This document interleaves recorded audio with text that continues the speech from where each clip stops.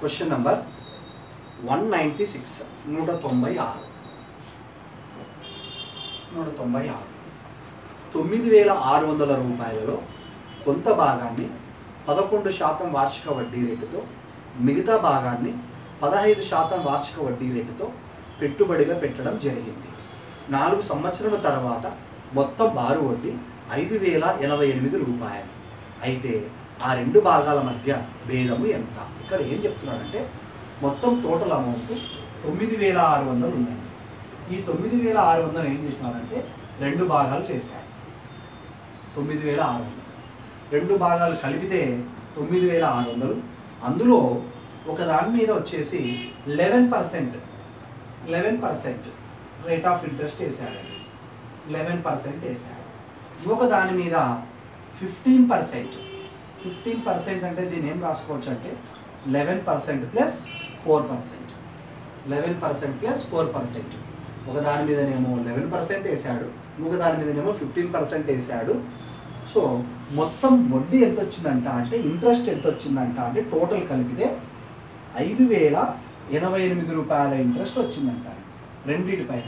అంటే ఈ 9,600లో ఇక్కడెంత డబ్బు ఇచ్చాడో తెలియదు, ఇక్కడెంత డబ్బు ఇచ్చాడో తెలియదు, బట్ మొత్తం మీద రెండింటి మీద కలిపితే ఇంట్రెస్ట్ ఎంత వచ్చిందంటే 5,088 రూపాయలు వచ్చింది. సో ఎన్ని సంవత్సరాల కంటే 4 సంవత్సరాలు, 4 ఇయర్స్కు మనకు ఎంత వచ్చిందంట అంటే 5,088 రూపాయలు వచ్చిందండి. ఇప్పుడు ఇక్కడ 11% ఇచ్చాడు, ఇక్కడ 15% ఇచ్చాడు. మనం ఏం చేద్దామంటే సో ఇక్కడ 9,600 రూపాయలు రెండు కలిపితే 9,600 రూపాయలు. దీని మీద వచ్చిన వడ్డీ సింపుల్ ఇంట్రెస్ట్ వచ్చిన వడ్డీ 5,088 రూపాయలు. 5,088 రూపాయలు. ఇప్పుడు 9,600 11% ప్రకారం మనం డబ్బులు కనుక్కుందాం. ఎంత పర్సెంట్ ఇంట్రెస్ట్ వస్తుందో 11% ప్రకారం. సో 9,600 11% అంటే పర్సంటేజ్కు 2 సున్నాలకు ఏమైంటుందంటే క్యాన్సల్ అయి ఉంటుంది. 11 66, 11 99, 99కి 6 కలిపితే 105 అంటే 1056 ఇంట్రెస్ట్ వస్తుందండి పర్ యానం. ఒక్క సంవత్సరానికి 11% ప్రకారం 1056 వస్తుందండి. ఇక్కడ మనము 4 సంవత్సరాలకు వచ్చిన వడ్డీ ఎంత అంటే 5,088 కాబట్టి బై 4 చేస్తే 1 ఇయర్ ఇంట్రెస్ట్ వస్తుందండి. ఒక్క సంవత్సరం ఇంట్రెస్ట్ వస్తుంది. సో మనము 4తో క్యాన్సలేషన్ చేస్తే 4 1 4 10, 4 2 8 2, 4 ఏళ్ళ 28, మళ్ళీ 4 2 అంటే ఒక్క సంవత్సరానికి వడ్డీ ఎంత వచ్చిందంటే 1,272 రూపాయలు వచ్చిందండి. ఇక్కడ ఒక్క సంవత్సరానికి ఎంత వచ్చిందంటే 1,056 వచ్చిందండి. మరి ఈ 1,056 ఇది 1 ఇయర్ ఇంట్రెస్టే, ఇది 1 ఇయర్ ఇంట్రెస్టే. ఈ రెండింటి మధ్య డిఫరెన్సే ఆ 4% అవుతుందండి. అంటే 4% విలువనే 1,272కు 1,056కు మధ్య డిఫరెన్స్ కనుక్కోవాలి. 1,272కు 1,056కు మధ్య డిఫరెన్స్. 12లో 6 పోతే 6, 6లో 5 పోతే 1, మనకు ఎంత వచ్చిందంటే 216 రూపాయల ఇంట్రెస్ట్ డిఫరెన్స్ వచ్చింది. ఆ 4% 216 రూపాయలు. 4% 216 రూపాయలు అయితే 100% ఎంత? ఆ 100% మనకు రెండవ భాగం అవుతుందండి. 100% అన్నప్పుడు ఇక్కడ 4తో సో 4 5 20, 1 మిగిలి ఉంటుంది. 4 4 16. 100% ఇంటూ 54 చేస్తే 5,400 రూపాయలు వచ్చిందండి. మరి ఒక భాగం 5,400 అయితే మొత్తం అమౌంట్ 9,600 కాబట్టి 9,600లో 5,400 తీసేస్తే రెండవ భాగం ఎంత వస్తుందంటే 4,200 రూపాయలు వస్తుందండి. సో మనకు అడిగిన క్వశ్చన్ సో ఇక్కడ ఒక భాగం 5,400, మరొక భాగం 4,200 అయితే రెండు భాగాల మధ్య తేడా అడిగిన క్వశ్చన్. భాగాల మధ్య తేడా, రెండు భాగాల మధ్య తేడా. అప్పుడు 5,400లోంచి 4,200 తీసేస్తే ఆ రెండు భాగాల మధ్య తేడా ఎంత వస్తుందంటే 1200 రూపాయలు వస్తుందండి. సో మనకు మరి 1200 రూపాయలు అనే ఆప్షను 1వ ఆప్షన్లో ఉందండి. So option 1 is the right option for 196 question. ఒక్కసారి బ్రీఫ్గా చెప్తామండి. మొదటి భాగం 11%, రెండవ భాగం 15%. So total amount 9600. 9600 మీద 11% కనుక్కుంటే 1 ఇయర్ ఇంట్రెస్ట్ 1056. రెండింటి మీద కలిపిన మొత్తం ఇంట్రెస్ట్ 5088 ఫర్ 4 ఇయర్స్, 4 సంవత్సరాలు. దాన్ని 1 ఇయర్ కనుక్కుంటే 1272 వస్తుంది. సో ఇది 1 ఇయర్ ఇంట్రెస్టే, ఇది 1 ఇయర్ ఇంట్రెస్టే. ఈ రెండు ఇంట్రెస్ట్ల మధ్య డిఫరెన్సే 216 రూపాయలు అవుతుంది. అదే 4% డబ్బు అవుతుంది. ఆ 4% 216 అయితే 1% 54 అవుతుంది. అప్పుడు 100% 5400 అవుతుంది. అంటే ఒక అసలు వస్తుంది. సో మొత్తం 9600 అయితే 9600 5400 పోతే రెండవ అసలు వస్తుంది 4200. అడిగిన క్వశ్చన్ ప్రకారం ఈ రెండు అసలుల మధ్య భేదం 5400లో 4200 తీసేస్తే 1200 రూపాయలు రెండు అసలుల మధ్య భేదం వస్తుంది. సో 196కు option 1 is the right option.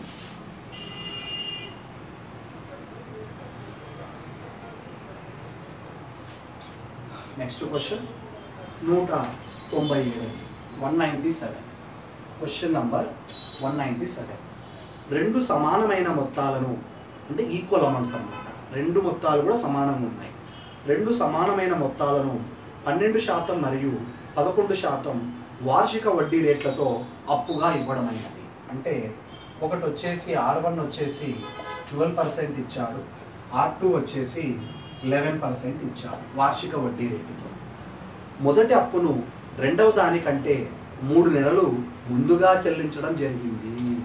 అంటే 12% ఇచ్చినటువంటి దానిని 11% ఇచ్చినటువంటి దానికంటే ఒక 3 నెలల కాలము ముందుగానే అప్పు చెల్లించాలి. అంటే దీనికి మధ్య డిఫరెన్స్ ఎన్ని నెలలు ఉందంటే 3 నెలలు ఉంది. రెండింటి పైన ఒక్కొక్క దానికి మొత్తం 15,960 రూపాయలు చెల్లించారు. అంటే రెండింటి పైన కూడా ఒక్కొక్క దానికి, రెండు కలిపి కాదండి, అది బాగా చదువుకోవాలి. రెండింటి పైన ఒక్కొక్క దానికి మొత్తం 15,960 రూపాయలు చెల్లించారు. అంటే మొదటి దానికి ఎంత మొత్తం చెల్లించారో రెండవ దానికి కూడా అంతే మొత్తం చెల్లించారు. అంటే A1 is equal to A2 అయ్యిందండి. మొదటి మొత్తం ఈజ్ ఈక్వల్ టు రెండవ మొత్తం. కాకపోతే సమయం మాత్రం 3 నెలలు ముందుగానే మొదటిది కట్టారండి.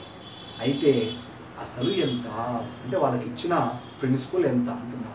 ఎప్పుడైతే ఇక్కడ మొత్తాలు సమానమైనాయో అప్పుడు మనం ఏం రాసుకోవచ్చు అంటే ఇక్కడ వడ్డీల యొక్క నిష్పత్తి 12:11. ఇది రేట్ ఆఫ్ ఇంట్రెస్ట్ యొక్క నిష్పత్తి. 12:11. మొత్తాలు సమానమైనప్పుడు సో కాలం అనేది వడ్డీ రేట్లకు ఎట్లా ఉంటుందంటే విలోమానుపాతంలో ఉంటుందండి. మొత్తాలు సమానమైనప్పుడు కాలం అనేది వడ్డీ రేట్లకు విలోమానుపాతంలో ఉంటుంది. అంటే 12:11 ఏం రాసుకోవచ్చు అంటే 11:12గా రాసుకోవచ్చు. ఇప్పుడు మొదటిది 11 భాగాల కాలం తీసుకుంటే రెండవది 12 భాగాల కాలం తీసుకుంది కాబట్టి వీటి మధ్య డిఫరెన్సే ఒక భాగము. ఆ ఒక్క భాగమే ఎన్ని నెలలు సార్ అంటే 3 నెలలు. ఆ ఒక్క భాగమే 3 నెలలు. ఎందుకంటే వీళ్ళు 3 నెలలు ముందే కట్టేశారు. సో ఒక భాగం 3 నెలలు అయితే అప్పుడు 12 భాగాలు ఎన్ని అవుతాయి అంటే 36 నెలలు అవుతాయి. సో అంటే రెండవది అన్నమాట. 36 నెలలు అయినప్పుడు 36 నెలలు అన్నా ఒకటే, 3 సంవత్సరాలన్నా ఒకటే. అంటే రెండవ భాగం వాళ్ళు అంటే రెండవ ప్రిన్సిపల్ తీసుకున్న వాళ్ళు 3 సంవత్సరాలకు పే చేశారని అర్థం. వీళ్ళు 3 నెలలు ముందే పే చేశారని అర్థం. అంటే 2 సంవత్సరాల 9 నెలలకు పే చేశారని అర్థం. వీళ్ళేమో 3 సంవత్సరాలు, వీళ్ళేమో 2 సంవత్సరాలు 9 నెలలు. ఇప్పుడు వడ్డీ లెక్కేస్తున్నానండి. ఎస్ఐకు సూత్రం ఏంటంటే R/T. జనరల్గా ఈ ఫామ్లో వాడుకోవచ్చు మనం. R/T. R అంటే 11, T అంటే 3 సంవత్సరాలు. 11 ముళ్ళ 33% వడ్డీ రెండవ పర్సన్ పే చేసింటాడు. 33% పే చేసింటాడు. మరి వడ్డీ ఉంది కానీ మనకి ఇచ్చినది మొత్తం అమౌంట్ ఇచ్చాడండి. అంటే మొత్తం అమౌంట్ ఇద్దరు కూడా A1 is equal to A2. మొత్తం అమౌంట్ ఎంత ఇచ్చారంటే మనకు సో మొత్తం అమౌంట్ వచ్చేసి 15,960 రూపాయలు చెల్లించారండి. 33% వడ్డీ అయితే 100% అసలు కలుపుకుంటే 33కు 100కు 33 కలిపితే 133% 15,960. ఇక్కడ 133% ఎందుకు రాసామంటే 33% వడ్డీ 100% అసలు రెండు కలిపితే 133% అవుతుందండి. 133% 15,960 అయితే అసలు అన్నా ఒకటే, 100% అన్నా ఒకటే. 100% అమౌంట్ ఎంత? దీన్ని క్యాలిక్యులేట్ చేస్తే మనకు రావాల్సినటువంటి అసలు వస్తుందండి. మరి 133తో చేసుకోవాలండి. 15,960ని 133తో చేసుకుంటే 133 ఒక్కట్ల 133, 9లో 3 పోతే 6, 5లో 3 పోతే 2 6, 133 రెంట్ల 266. ఇక్కడ ఉన్న 0 ఇక్కడ వేసుకోండి. అంటే ఒక భాగం ఎంత వచ్చిందంటే 120 వచ్చిందండి. మీరు డివిజబుల్ ఎలాగైనా చేసుకోండి. 15,960ని 133తో డివిజబుల్ చేస్తే మనకు వచ్చినటువంటి భాగఫలం ఎంత వచ్చింటుంది అంటే 120 వచ్చింటుంది. అంటే ఒక భాగం విలువ ఎంత అంటే 120 అని అర్థం. ఒక భాగం విలువ 120 అయినప్పుడు మనకు 100 భాగాలు అన్నప్పుడు ఎన్ని వేలు అవుతుందంటే 12,000 అవుతుందండి. అంటే వాళ్ళకు ఒక్కొక్కరికి ఇచ్చిన అసలు ఎంత అంటే 12,000 రూపాయలు. మనకి ఈ క్వశ్చన్కు ఆప్షన్ నెంబర్ ఎక్కడ ఉందంటే థర్డ్ ఆప్షన్లో ఉంటుందండి. సో 197వ క్వశ్చన్కు option 3 is the right answer.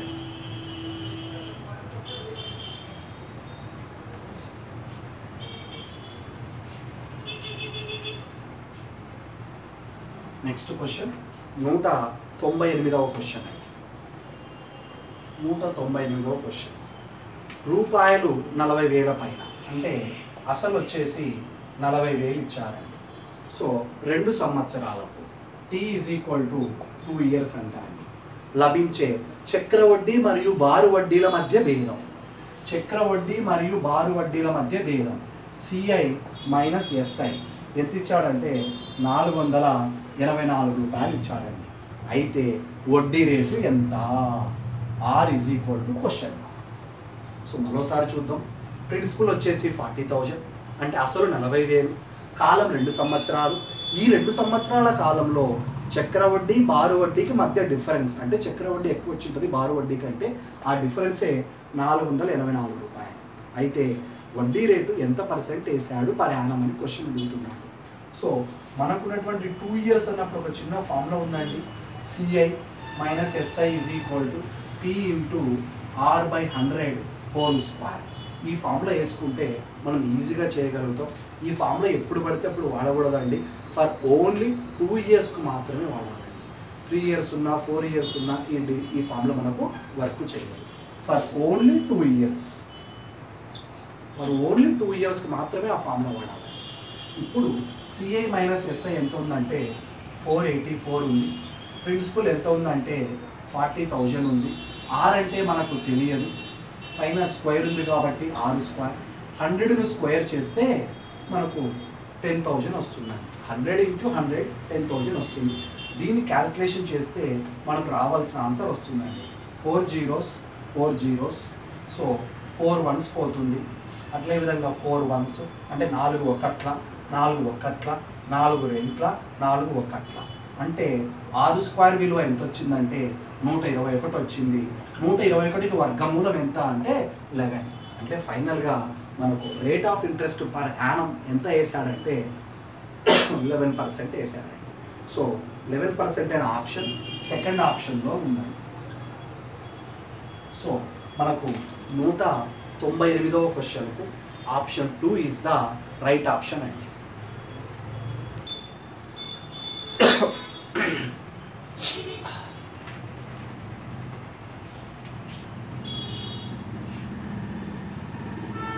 Next question 199. ఈ 199 క్వశ్చన్ మనకు పని కాలం వేతనం మీద అడిగాడండి. సో 12 మంది పురుషులు 16 మంది స్త్రీలు ఒక పనిని 6 రోజుల్లో చేస్తారు. రైట్. పురుషులు వచ్చేసి 12 మంది అంట, స్త్రీలు వచ్చేసి 16 మంది అంట. కలిపి కాబట్టి ప్లస్ అండి. కలిసి ఎన్ని రోజుల్లో చేశారంట అంటే 6 రోజుల్లో చేశారంట. అంటే 12 మంది మగవారు 16 మంది ఆడవారు కలిసి ఒక పనిని ఎన్ని రోజుల్లో చేశారంటే 6 రోజుల్లో చేశారు. మరియు అదే పనిని అంటే సేమ్ వర్క్ అంట 15 మంది పురుషులు మరియు 30 మంది స్త్రీలు అదే పనిని ఎన్ని రోజుల్లో చేయగలరంటే 4 రోజుల్లో చేయగలరు. వీళ్ళైతే 6 రోజుల్లో చేస్తారు, వీళ్ళైతే 4 రోజుల్లో చేస్తారు. అదే పని కాబట్టి మధ్యలో ఏం రాసుకోవచ్చు అంటే ఈజ్ఈక్వల్ టు రాసుకోవచ్చు. ఇప్పుడు మనం ఏం చేయాలంటే దీని నుంచి పురుషుడు స్త్రీల మధ్య పనితనముల మధ్య నిష్పత్తి కనుక్కుంటే ఈ ప్రాబ్లం ఈజీగా చేయగలుగుతాం. అయితే మళ్ళీ ఏమడిగాడంటే అదే పనిని 6 మంది పురుషులు 12 మంది స్త్రీలు పూర్తి చేయడానికి ఎన్ని రోజులు పట్టును అని అడిగిన క్వశ్చన్ రాస్తే 6 మంది పురుషులు అంటే 6 మెన్, 12 మంది స్త్రీలు 12 ఉమెన్ కలిసి ఎన్ని రోజుల్లో చేయగలరు? వీళ్ళు 6 రోజుల్లో చేస్తే, వీళ్ళు 4 రోజుల్లో చేస్తే, వీళ్ళు ఎన్ని రోజుల్లో చేయగలరు? ఇది అడిగిన క్వశ్చన్. సో ముందు వీళ్ళిద్దరి మధ్య మనం పనితనముల మధ్య నిష్పత్తి కనుక్కుందామండి. 12 ఆర్ల 72 మెన్ను, 16 ఆర్ల 96 ఉమెన్, 15 నాళ్ళ 60 మెన్ను, 30 నాళ్ళ 120 ఉమెన్. సో ఉమెన్స్ అన్ని ఒకవైపు, మెన్స్ అన్ని ఒకవైపు. 60 మెన్ ఈ పక్క వస్తే 72లో 60 పోతే 12 మెన్ ఈజ్ ఈక్వల్ టు 96 ఆ పక్క పోతే 120లోంచి 96 తీసేయాలండి మనం. సో 120లోంచి 96 తీసేస్తే సో 10లో 6 పోతే 4, 11లో 9 పోతే 24 అండి. 24 ఉమెన్ అండి, ఉమెన్. అప్పుడు మనకు 12 once 1 men is equal to 2 women. 12 ఒకట్ల 12 రెంట్ల అంటే ఒక మగ మనిషి చేసే పని 2 ఆడవాళ్ళు చేస్తారండి. వీళ్ళిద్దరి మధ్య ఒకవేళ ఇక్కడికే క్వశ్చన్ పనితనముల మధ్య నిష్పత్తి ఎంత అన్నాడు అనుకో, అప్పుడు 2/1 వస్తాయండి. అంటే మెన్ అయితే 2 భాగాలు పనిచేస్తారు, ఉమెన్ అయితే 1 భాగం పనిచేస్తారు. బట్ మనకు అడిగిన క్వశ్చన్ పనితనముల మధ్య నిష్పత్తి కాదండి, వీళ్ళు కలిసి ఎన్ని రోజుల్లో చేస్తారు. సో ఇక్కడ మనకు తెలిసిన ఫార్ములా ఏముందంటే M1 D1 W2 is equal to M2 D2 W1. Chain rule అనే ఫార్ములా వాడితే సో మనకు M1 D1 W2 LHS side ఈ ఇన్ఫర్మేషన్ అయినా వాడవచ్చు లేదా ఈ ఇన్ఫర్మేషన్ అయినా వాడవచ్చు. బట్ RHS సైడ్ మాత్రం కంపల్సరీ క్వశ్చన్ మార్క్ ఉండేది చేయాలి. ఇక్కడ మనము ప్రాబ్లము మెన్స్లో ఉన్న చేయవచ్చు లేదా ఉమెన్స్లో ఉన్న చేయవచ్చు. 2 దాంట్లో ఎలా చేసిన ఆన్సర్ ఒకటే వస్తుంది. ఫర్ ఎగ్జాంపుల్ ఇప్పుడు మనము 1 మెన్ వాల్యూ ఎంత ఉందంటే 2 ఉమెన్ ఉంది. నేను ఉమెన్స్లో చేయాలనుకుంటున్నాను ప్రాబ్లం. అప్పుడు మెన్స్ను దేంట్లోకి కన్వర్ట్ చేయాల్సి ఉంటుందంటే ఉమెన్స్లోకి కన్వర్ట్ చేయాలని ఉంటుంది. సో 12 మెన్ అన్నావు కాబట్టి 1 men is equal to 2 women కాబట్టి 12 మెన్ అన్నప్పుడు 12 into 2 అప్పుడు 12 into 2 అయినా రాయొచ్చు. 12 into 2 women's plus already 16 women's. వీళ్ళు ఎన్ని రోజులు చేస్తారంటే 6 రోజులు చేస్తారు. So this is men, this is days, same work కాబట్టి రాయాల్సిన అవసరం లేదు. ఇప్పుడు RHSలో క్వశ్చన్ మార్క్ రాయాలి. మనం చేసేది ఉమెన్స్లో చేసాం కాబట్టి RHSలో కూడా క్వశ్చన్ మార్కును కూడా ఉమెన్స్లోకి మార్చాలి. అంటే 6 మెన్స్ను ఉమెన్స్లోకి మారుస్తే 1 women is equal to 2 women కాబట్టి 6 మెన్స్ అన్నప్పుడు 6 into 2 ఉమెన్స్ అవుతారండి. ప్లస్ ఆల్రెడీ 12 ఉమెన్స్ ఎన్ని రోజుల్లో చేస్తారు తెలియదు కాబట్టి X. ఇంకా వర్క్ రాయడం లేదు ఎందుకంటే సేమ్ వర్క్ అన్నాడు కాబట్టి రాసిన ఒకటే రాయకపోయినా ఒకటే. దీన్ని క్యాలిక్యులేట్ చేస్తే మనకు రావాల్సినటువంటి ఆన్సర్ వస్తుందండి.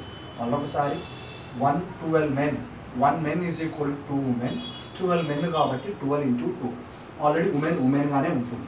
ఇక్కడ 6 men, 1 men is equal to 2 women కాబట్టి 1 men is equal to 2 women కాబట్టి 6 మెన్ అన్నప్పుడు 6 into 2.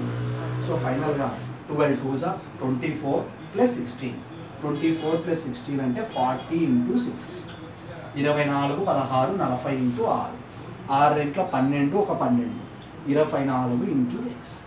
దీన్ని సింప్లిఫై చేస్తే మనకు రావాల్సిన ఆన్సర్ వస్తుందండి. సో 6 ఒకట్ల పోతుంది, 6 నాళ్ళ పోతుంది. ఇక్కడ X అంటే నంబర్ ఆఫ్ డేస్ అని అర్థం, రోజుల సంఖ్య అని అర్థం. సో 6 ఒకట్ల 6 నాళ్ళ, 4 ఒకట్ల 4 పదుల అంటే ఎక్స్ ఈజ్ ఈక్వల్ టు ఎన్ని రోజులు వస్తుందంటే 10 రోజులు వస్తుంది. మరి మనకు ఆప్షన్ ఎక్కడుంది సార్ అంటే థర్డ్ ఆప్షన్లో ఉందండి. Therefore option number 3 is the right option for 199th question. 199వ క్వశ్చన్కు ఆప్షన్ 3 అనేది సరైన సమాధానం ఇస్తుంది.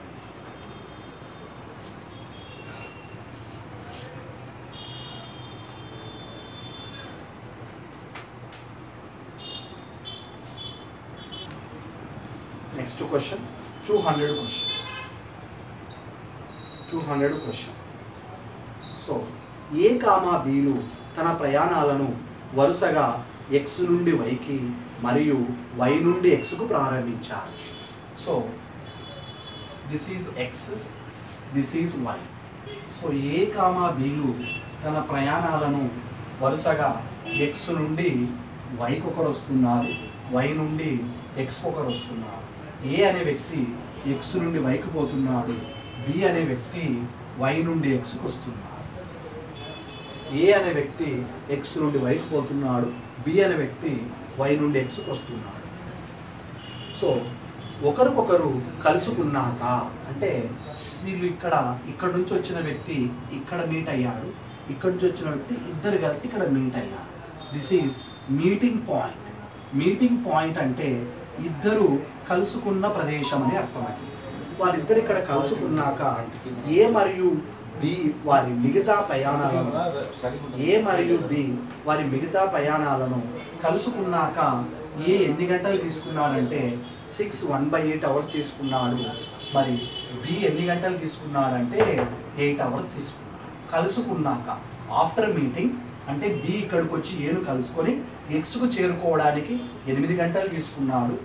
ఏ ఇక్కడికి వచ్చి కలుసుకొని వైకు చేరుకోవడానికి 6/1/8 గంటలు కలుసుకున్నాడు. 6/1/8 గంటలకు చేరుకున్నాడు. సో ఇక్కడ ఏం లేదండి, ఎక్స్ నుంచి వైకు ఏ బయలుదేరాడు, వై నుంచి ఎక్స్కు బి బయలుదేరాడు. మధ్యలో ఇద్దరు కలుసుకున్నాక వాళ్ళ గమ్యస్థానాలను చేరుకోవడానికి ఏ అనే పర్సన్ 1/8 అవర్స్ తీసుకున్నాడు వైకు రీచ్ కావడానికి. అదే బి అనే పర్సన్ ఎక్స్ రీచ్ కావడానికి 8 అవర్స్ తీసుకున్నాడు. ఇవి మొదటి నుంచి అవర్స్ కాదండి, కలిసిన తర్వాత వాళ్ళ గమ్యస్థానాలను చేరుకోవడానికి పట్టినటువంటి సమయాలండి. అయితే బి వేగము 28 km/h. ఇతని యొక్క వేగం వచ్చేసి 28 km/h ఉందండి బి వేగం. అయితే ఏ వేగము ఎంత అడిగిన క్వశ్చన్ ఏ స్పీడ్ కనుక్కోమని.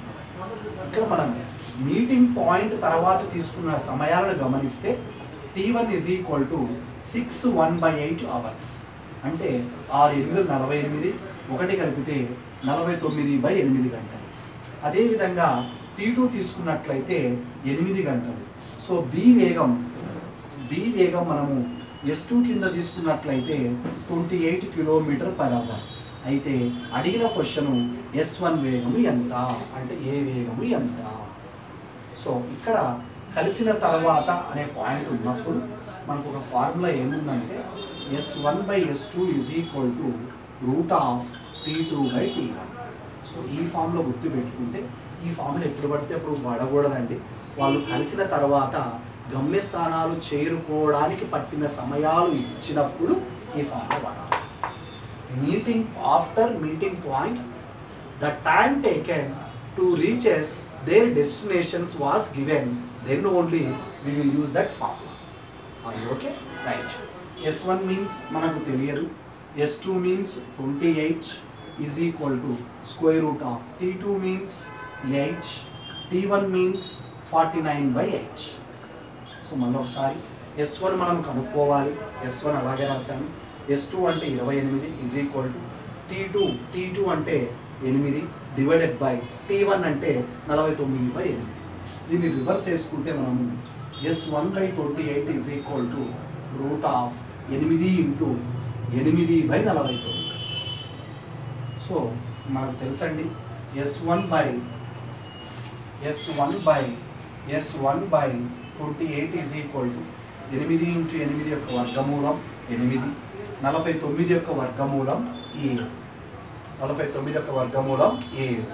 ఇప్పుడు 7తో క్యాన్సిలేషన్ చేస్తే 7 ఒకట్ల 7 నాళ్ళ, అప్పుడు S1 ఈజ్ ఈక్వల్ టు 8 నాళ్ళ ఎంత అంటే 32 km/h. అంటే ఏ యొక్క వేగం ఎంత వస్తుందంటే, అంటే ఏ ఎంత వేగంతో బయలుదేరుతున్నాడు అంటే 32 km/h స్పీడ్తో బయలుదేరుతున్నారు. మనకు ఎన్నవ ఆప్షన్లో సమాధానం ఉందంటే సెకండ్ ఆప్షన్ అనేది రైట్ ఆప్షన్. ఇక్కడ మనం గమనించాల్సిన విషయం ఏంటంటే ఏ అనే వ్యక్తి ఎక్స్ నుంచి వైకి పోతున్నాడు, బి అనే వ్యక్తి వై నుంచి ఎక్స్కి వస్తున్నాడు. మీట్ అయిన తర్వాత అంటే కలిసిన తర్వాత, this is the very very important, కలిసిన తర్వాత వారి యొక్క డెస్టినేషన్ అంటే గమ్యస్థానాలను చేరుకోవడానికి పట్టిన సమయాలు ఇచ్చాడు. కాబట్టి అలాంటి సందర్భంలో మాత్రమే ఈ ఫార్ములా వాడాలి. S1/S2 is equal to √T2/T1 అనే ఫార్ములా వాడితే మనకు కావాల్సినటువంటి వేగం వచ్చేస్తుంది. సో ఫైనల్గా దీని ఆన్సర్ ఎంత అంటే 32 km/h. సో ఇంతటితో మన గ్రాండ్ టెస్ట్ నెంబర్ 17కి సంబంధించినటువంటి అర్థమెటిక్ ఎక్స్ప్లెనేషన్ క్లియర్గా చెప్పామండి. మీరు ఒకవేళ మీ ఒపీనియన్స్ ఏదైనా ఉంటే కామెంట్స్ ద్వారా తెలియజేయగలరు. నెక్స్ట్ గ్రాండ్ టెస్ట్ నెంబర్ 18 అంటే దానికి సంబంధించిన ఎక్స్ప్లెనేషన్ కూడా సాధ్యమైనంత త్వరలో మనం ఎక్స్ప్లెయిన్ చేద్దామండి. Thank you everyone.